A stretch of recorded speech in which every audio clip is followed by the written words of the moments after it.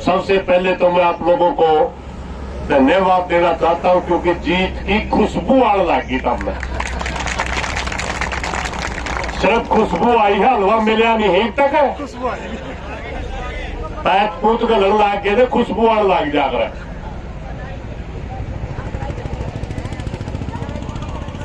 और खुशबू क्यों आई? क्योंकि वो सामान आप लोगों ने दिया, घी, पानी, चीनी, आटा आप लोगों ने उपलब्ध करवाया, और ऐश काट के उसे हलवा बनानी है कहती बड़ा नित्र लठ मारांगे,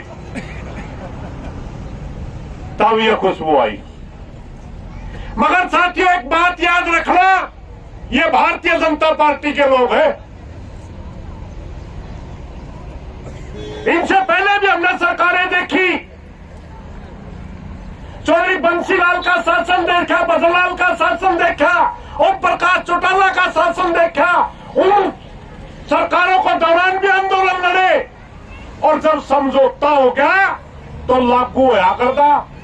मगर खट्टर साहब है, सब तय बड़ा हथियार यूं ले है, जंदे मांझे और फिर झूठ बोल के टरका दे। सब तय बड़ा का उदाहरण देगा कर्मचारी अगला है। आज छाग हो गए लड़द्या में आए केड़ा मीटिंग हुआ है, आए केड़ा समझौता हुआ है, मन रहा कदे ही नहीं, लागू कदे नहीं हुई। दूसरा उदाहरण वाला किसानों का है। हम उन लोगों के लिए भी, उन मांगों के लिए लड़ना पड़ता है जो लड़ने के लायक ही नहीं होती। किसानों की अगर फसल मारी जाती है, पाला पड़ जाता है, प्राकृतिक आपदा के तहत कोष होता है सरकार का, अपने आप गिरदौरी करवा के मुआवजा देना होता है। मगर इस सरकार में लड़ना पड़ता है। ज्यादा बारिश होगी, फसल मर गई, कानून के तहत हमने बीमे करवा रखे। कानून के तहत बीमा कंपनी में वहां जाकर के फसल का मुआवजा करके बीमा देना होता है, मगर ये नहीं देते, हमें लड़ना पड़ता है। यानी मैं आप लोगों को सिर्फ 2-3 बातें इसलिए बता रहा हूं साथियों कि इनको ऊपर गला विश्वास ना करियो। इनके ऊपर विश्वास करने का मतलब है अपने साथ, खुद के साथ धोखा करना। आप लोगों ने पिछला संघर्ष भी देखा, 34 दिन धरने पर बैठने के बावजूद मीठी गोली देकर खा दिए, जो चूसने में बड़ी अच्छी लगी, मगर बाद में उसका इतना कड़वापन आया कि इस पर पूरे गांव को ही बर्बाद करने पर तुल गए लोग। अच्छी बात है आपकी बातें चल रही है, अच्छी बात है, क्योंकि दुनिया के अंदर ऐसी कोई समस्या नहीं होती जो बातचीत से हल नहीं होती। बातचीत से ही समस्या के समाधान होते हैं। मगर बेईमान निकले, बेईमान ने तो बात करनी पड़ा करे। मैं यहां बैठा था, मान साहब बोल रहे थे, एक बात कह रहे थे, जाति धर्म के ऊपर में हमारे को बांट दिया जाता है। भाई ये नहीं बांटते, हम बांटा। ये तो क्या कहेंगे, सारी को नहीं मानते, या क्या तो मान रहा। मैं इसके ऊपर एक छोटी सी बात बताता हूं साथियों। जाति कब से आई? सबसे पहले जब हम खेती करते थे, हमारा समाज एक होता था। जब खेती का हमने विकास किया, उस समय हमारी जाति जो होती थी, उसके बारे में बहुत से लेखकों ने लिखा है। उस समय हमारे समाज का नाम छत्रपति समाज होता था। हमने चमड़े का काम करना शुरू किया, वो भाई चमार बना दिए गए।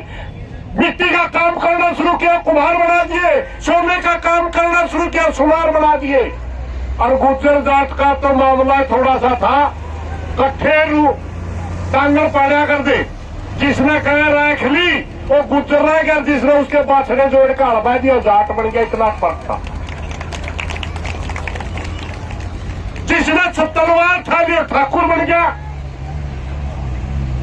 हमारा कोई अंतर ही नहीं है।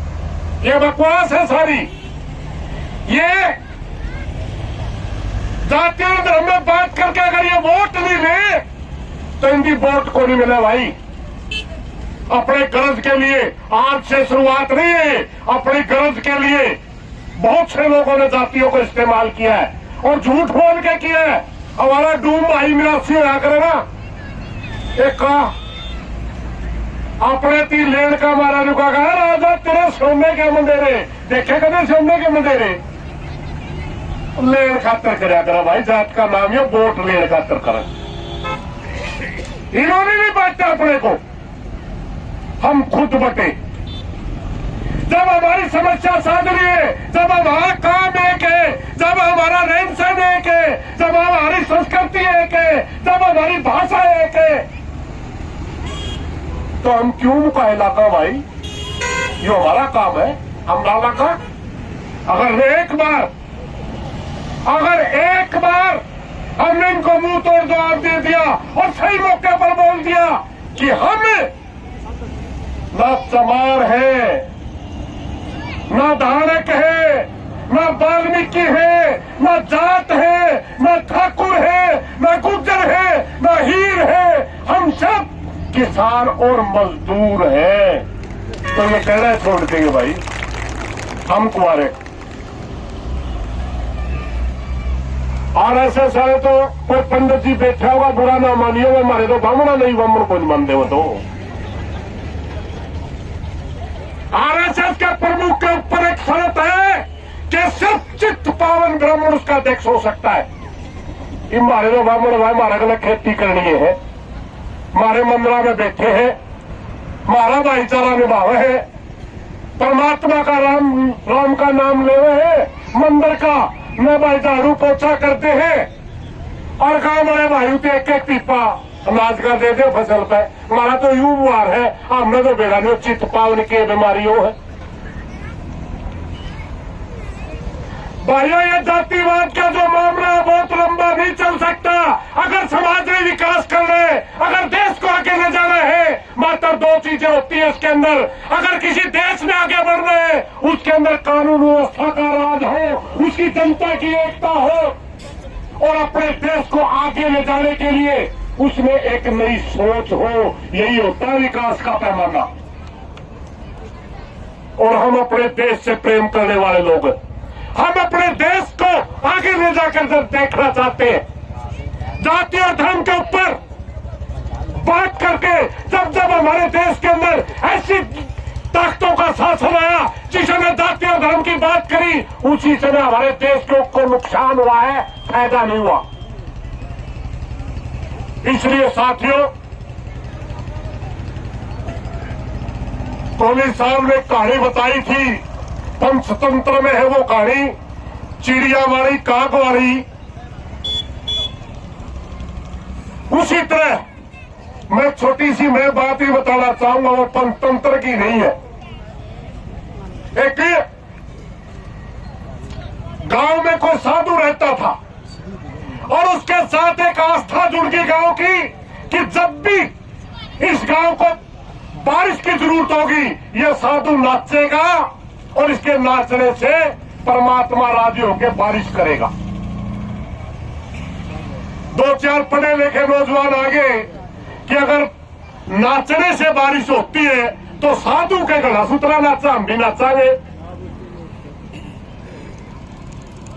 दो चार बच्चा ने नाचना शुरू करा, घंटे नाचे, 2 घंटे नाचे, 5-4 घंटे नाचे, परमात्मा ने थोड़ी सुननी थी।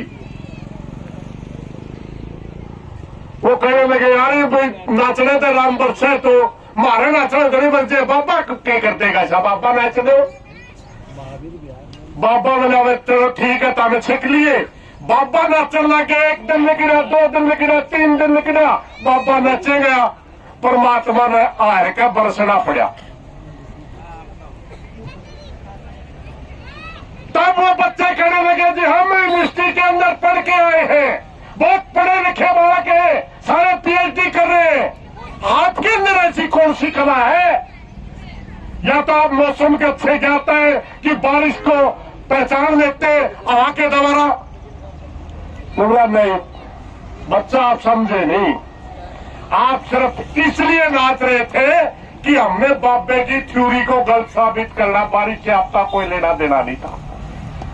और हम परम बाबा ने बताया, मैं इसलिए नाच रहा था कि मैं परमात्मा को कह रहा था, हे परमात्मा या तो बरस जे, मैं नाचता नाचता मरूंगा, तेरे से रहूंगा। यानी मैं शुद्ध आत्मा से नाच रहा था, मेरा निशाना नीले था, शुद्ध था, एक जगह था, ईमानदारी से नाच रहा था, इसलिए परमात्मा ने सुनी। तो साथियों, आप ईमानदारी से आंदोलन लड़ रहे थे, इसलिए परमात्मा ने आपकी सुनी, दिखावा नहीं था। अगर दिखावा करते तो आप जीतने वाले नहीं थे। इसलिए धन्यवाद है आपकी संघर्ष समिति का कि आप ईमानदारी से लड़ रहे हैं।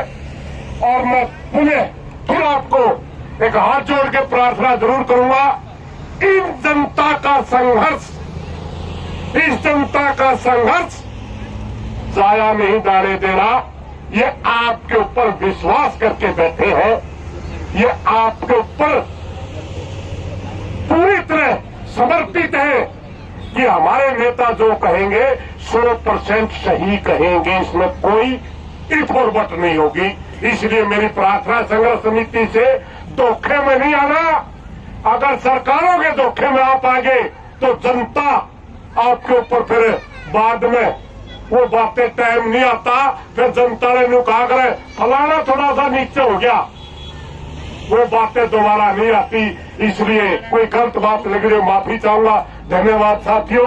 मैं एक नारा जरूर लगाऊंगा, जब समाज एकता करता है तो मरने से नहीं डरता। ये मैसेज का नारा हमारा, उसको सीआईडी के माध्यम से सरकार को भी मरण का हमारा कोई फर्क नहीं पड़ा करता।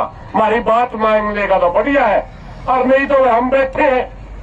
जब समाज एकता करता है, मैं कल्ला फालतू बोलूं, मरते से नहीं डरता है, मरने से नहीं डरता है, या लाठी से नहीं डरता है, कह दो कोई फर्क नहीं पड़ता है। के कह देगा हाँ कल आया मरना तो भाई। जब समाज एकता करता है,